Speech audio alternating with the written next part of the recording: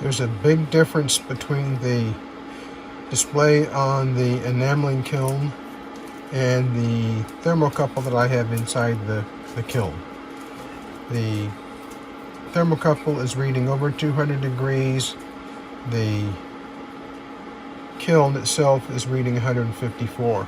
So I suspect we have a problem of getting too hot. And we're going to try that out. We'll wait. Hopefully my thermocouple will go that high. So far there's a significant difference between what my thermocouple is reading and what the enameling kiln is reading. They're off by at least 50 degrees Fahrenheit, which is a big deal for enameling. It's a relatively short range of temperatures that you have to hit. Irene's tests from a few days ago showed burning of some of the enamel around the edges of some pieces that she was making, which is a problem. And we're at the midpoint of heating this kiln up to the enameling temperature, and we're still having a disparity between the two methods of measuring. I'm going to go ahead and let this run for the next 20 minutes or so until the kiln gets to a stable temperature, and then we'll compare the thermocouple that I've just inserted with the temperature displayed on the digital display here. I suspect we're going to find at least a 50-degree difference at the end of everything. And I'm going to go ahead and check the linearity of the curve for the thermocouple. My thermocouple, which is a Type K thermocouple, which should be the same kind of thermocouple that's used in this enameling kiln. Well, we're getting close to 1,000 degrees Fahrenheit. I think we only need to get about 1,300, but I'll be converting the reading on the right-hand side, that's from my thermocouple, to see how it corresponds with the kiln. I suspect that the kiln is just getting hotter than what Irene expects. That looks like we've reached firing temperature of 1285. I'm going to convert the Celsius to see if we're right on top of it. There's a couple of other parameters that could be set in this kiln that I'll check a little bit later.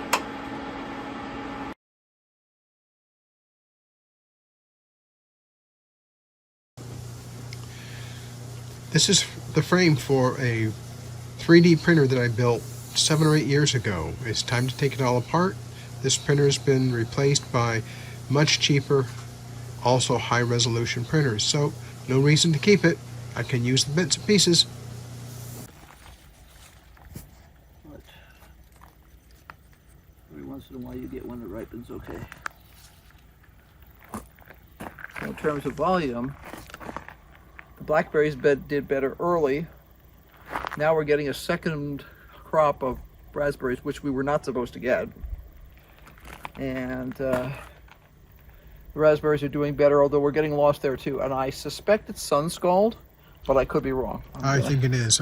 We just have too much sun. Yeah, the professional growers cover theirs in California. So they my cover them assumption, both for sun and for pests. yeah, birds. Birds will get into them sometimes.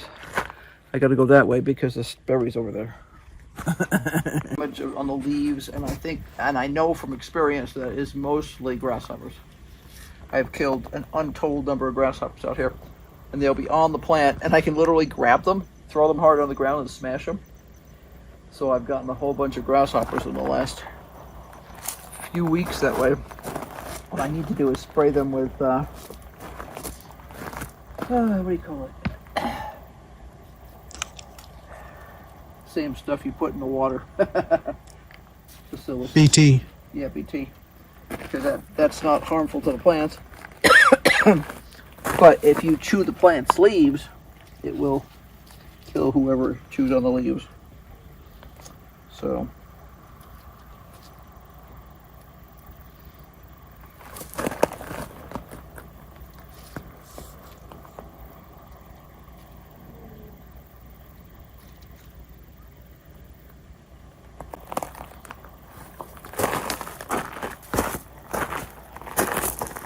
Big cluster form plants. what's impressive on the raspberries is sometimes you won't see that there's really anything happening there, but you'll see the red, and you pick up the branch, and it's kind of like a banana tree where you have the the stuff down along the branch, and you'll see a whole cluster underneath, and then you just have to wait for them to get ripe. And these are not completely ripe yet. Not ripe, they come off really easy. So that'll be another 24 to 48 hours on those.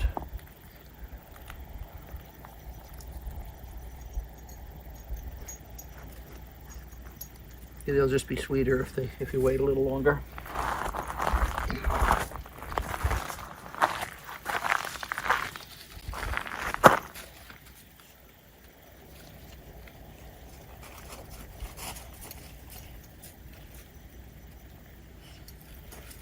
We've had quite a number of berries off these beds this year.